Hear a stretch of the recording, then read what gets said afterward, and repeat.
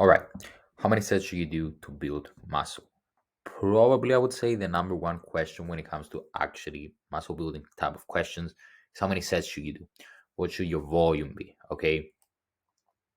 So this is an average example of, look, I would say if you on average see what a person who's into lifting at least workout looks like, it'll be something like this. Okay. Let's say day one chest, Monday, international chest day, whatever. Four chest exercises, about four sets on each exercise for a specific amount of reps, right? This might even be your exact workout. That's how commonly I've seen this workout in the gym, right? Either through friends or just regular lifters inside the gym. So it's about 17 total sets. If we look at the whole workout, 17 total sets, but there's a few issues. We don't have a measure of intensity, and there's no reference point for the exercise selection. So if we go back, what is the how intense should the workout be? We have zero idea, zero, right? What so the reps don't really give us a measure of intensity to a great extent, and there's no reference point of why these exercises have been chosen, right? And these are commonly chosen exercises. Like, what is the reason behind them? They work, granted, but there has to be a reasoning behind your exercise selection because these will not work for everybody necessarily. Okay. The question of how many sets in this case is wrong, right? You shouldn't ask how many sets. We should work backwards so we can actually address these problems that I just mentioned, right? We need to address the intensity and the reference point for the exercise selection, which is something known as quality. And this is known as the three-step sequence.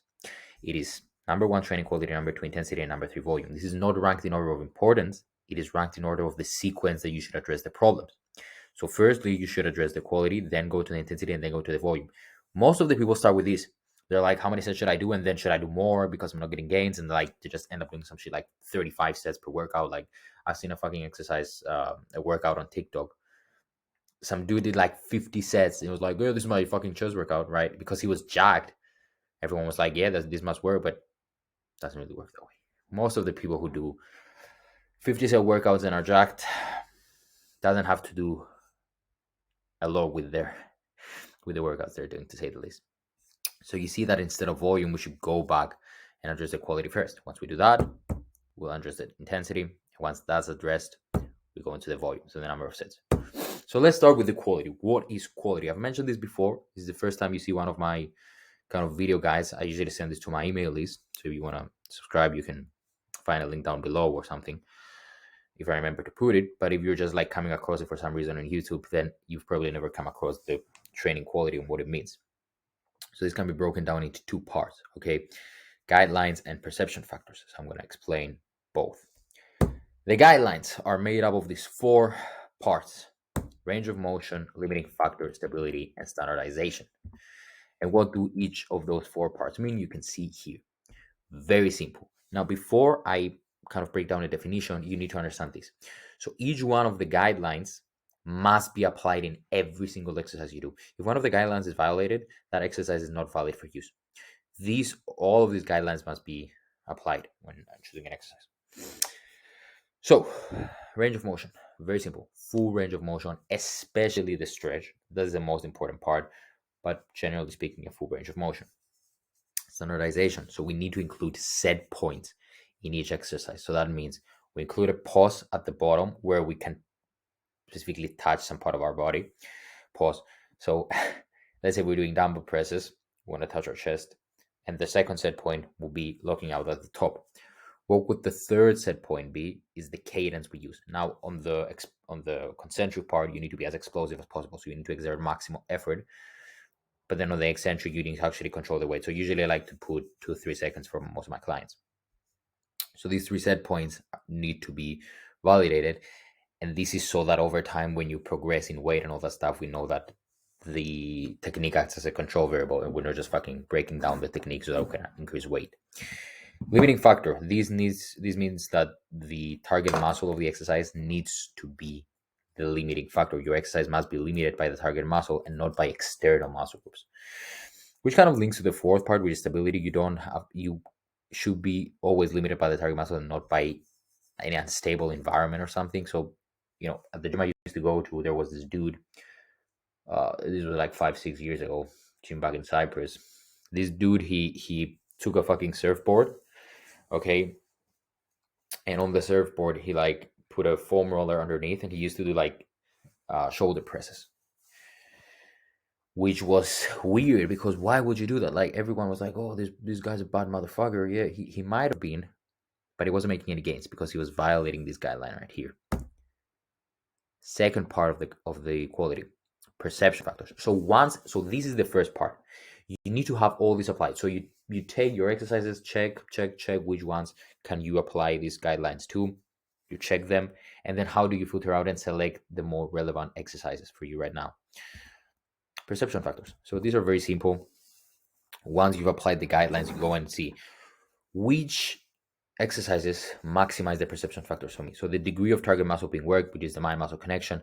How much can you feel the stretch? How much can you feel the burn? How much can you feel, the muscle being teared apart and like working throughout the movement? The exercise that you feel the most degree of the target muscle being worked, those are the better ones for that specific sector. Pump, similar degree of muscle swelling. How much of a pump can you get? Like there's certain exercises that give me huge pumps, and there's other ones that not so much. So make sure that you get maximal pump, or the exercise that you select are the ones that give you the better pumps. And then pain, degree of discomfort, this needs to be minimized in terms of the actual perception right here. So you don't want to have any discomfort. You don't want to have any joint pain. You don't want to have any, tendon pain. You don't want to have any general discomfort that is not of use to hypertrophy. Okay. And then this can also be altered by things such as rep range and cadence and like joint angles and all that stuff, which I can explain in a different video. But make sure that as long as these guidelines are applied, the second part is to make sure that you take into consideration your own perception based on these three factors and finalize your exercise selection. So this creates a reference point for selecting exercises. So when this damn motherfucker idiot chooses this optimal exercise just because he gives you some BS reason, don't believe him, because you can optimize your exercise selection based on a general scientific guideline we have right here. It's validated by evidence, okay? But then we also need to regard our own perception our own perception factors to finalize that selection. So here we can have a number of exercises. We can have bench press, dumbbell presses, whatever, machine press, and then we go here, which out of those three, for example, do I feel best in terms of these three? And you pick that one for that specific mesocycle. And then over time, you will change it. And I have another video which you can find, which is called When to Change Exercises, which explains the concept of when do you change them. But anyway, this is how you select the exercises. Then we go into the second part. So we've done step one of the three-step sequence, which is quality. Now we're going to intensity, which is the second part. And intensity, we measure it through RIR. RIR is a model used to quantify intensity, because there's a lot of people who say shit like, I like to use intensity over volume, and then they're just like, okay, I use weight, heavy weight. That intensity is not relevant to hypertrophy. If you're doing powerlifting, that's 100% relevant. If you're into strength sports, or even if you are to power sports, because then there's some nuances there, but I'm not going to go into that. But for hypertrophy, the weight does not really matter at all. Okay, so intensity does not refer to the load, which is intensity of load. We want to regard intensity of effort. Okay, so that's measured through RIR. So what the fuck is RIR? It means repetitions in reserve. How many reps are left in the tank? And you can pause the video, take a screenshot of this, like take a picture of this. This is the table you need to know. RIR 4, 3, 2, 1, 0. Now, why do I only have from 4 to 0? Because 4 is the threshold of intensity for a set to be regarded or deemed as effective. If we work at an RIR higher of 4, generally speaking, because I can address each one of you individually, and we can go ahead and do studies on each one of you individually. Generally speaking, RIR 4 is the least amount of effort required for you for a set to be effective. If it's higher than that, so if it's RIR 5, which means the intensity will be lower because you'll be further away from failure, that means the set is not effective. It can be regarded as a warm-up set.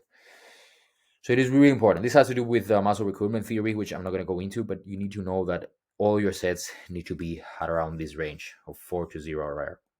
More specifically, they should be at 2 RIR most of the time. Not all of the time, most of the time. Okay. And what's the reason for that? Well, there's a negligible difference between 1 and 0 and 2.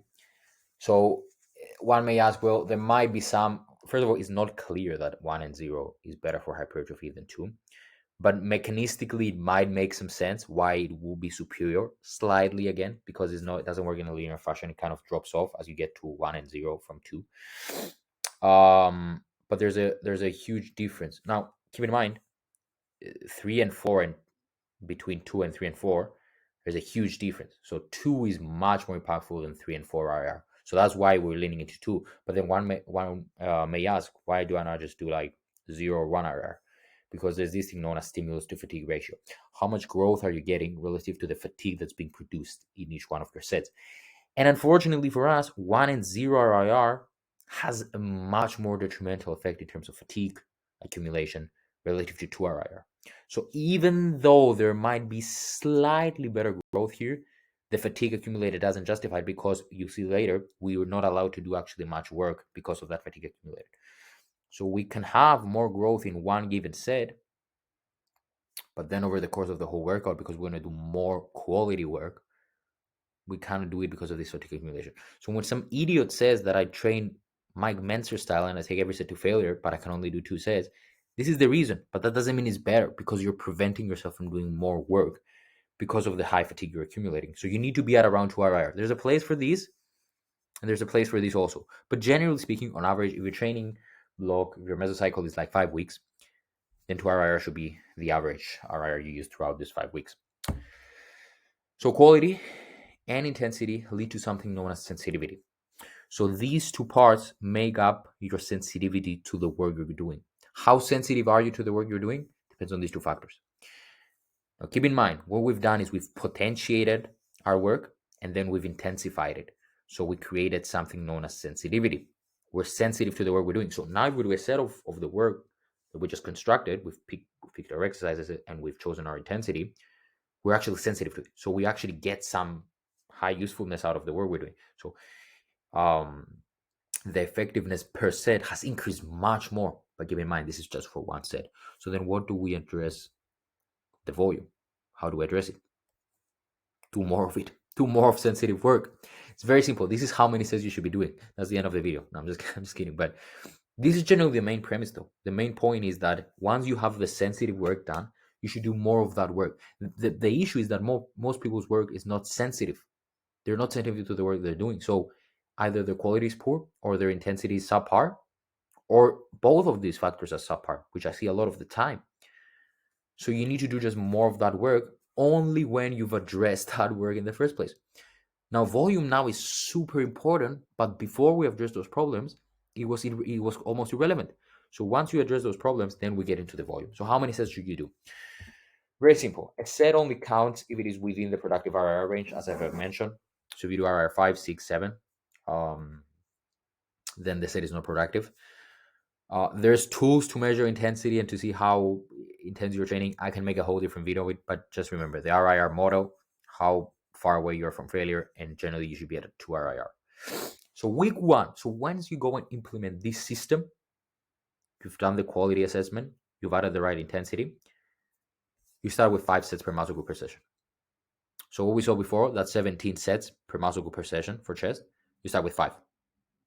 Oh my god, what are you telling me? Like, I'm just gonna drop my sets like that much. It's impossible. On average, our clients, each one on average, drops their volume by 3 times in the first week. So what I've shown you is a real example of the actual modification we do.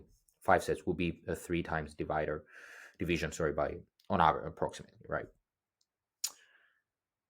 And that's it, right? You start with 5 sets. But again, this is important because not each person has the same recovery capacity. So this is what we take into account for the following. Week 1, when you first implement the system, is the most strange week because you don't have a reference point from volume. Week 1 of the second block you're doing of this model, you have a reference point from the last week before you end it, before you deload it. So you have more of a reference point. So you're not going to start with 5. You might start with 7. You might start with 3, right? But because you don't have a reference point, generally start with 5. Over the weeks, add sets and decrease RIR, so increase your intensity accordingly to meet your recovery capacity. Okay, so what that means is if you start with 5 sets for chest, okay, over 3 exercises, let's say dumbbell press, incline bench press, and some flies. You do some shit like, I don't know, 1 set, 2 sets, and 2 sets. It comes out to 5 sets, and then you reassess. For next week, you're gonna reassess if you had a second chest day through the week. How much time did it take for me to recover until that next session? Okay, you're gonna be like, my next session was 3 days away, and it took me a day to recover. Oh, so that means there's a huge margin between my recovery and the workout. So that means I'm good. I can add sets and decrease RIR. So if recovery is fine and you feel like you can get more out of your workout in terms of the mind muscle connection and pump, you have margin to add, right? You have space to add more volume there. So if you're using that example I just told you, you recovered in just 1 day and you felt like you could get more out of your workout really, and your next session was in 3 days, hell, add sets the next week for your day one chest and see, oh, this time it took me 3 days to recover, so I'm not going to add any sets. And then the week after that, you might be like, oh shit, I did the same volume, but this time it took 2 days to recover. So I'm just going to add a little bit more and like add some intensity as well. And this is how you constantly auto regulate. Again, this is a very simple process. All these people you see right here have used this exact sequence. And these are just like a fifth of the examples we have in terms of clients. It's just how many pictures can I add in one slide. But this is the whole premise. This is the whole process we use. We take your current training. We see what your current goal is, because let's be real, you want to make gains. You don't just want to waste time at your gym doing a fucking million sets. We actually divide your training down by 3 on average, and we construct your whole blocks of training for the foreseeable future based on the system, and we actually feed it into you. This is a general way. What I just mentioned to you is a general way of how to approach the system. What we actually do is tailor-made it for you, because I can't just speak to each one of you individually from a video, right? I can know. But this is the exact process we use for every single person, right? If you want to see how we can help you, this is not a sales call. This is not, I'm not going to sell you or force you into fucking some damn shit. If you really want to talk with me and see how you may be able to implement the system, what your potential is in terms of building muscle, and where you are currently, your training that's prevented you from reaching that goal, simply scan this QR code, or I will put a link in the description of a form you can fill in to get in touch with me. We can talk over it, and if you make a good feed, you can be in my next video potentially, if you're one of those people. So yeah, thank you very much for watching, and that's it.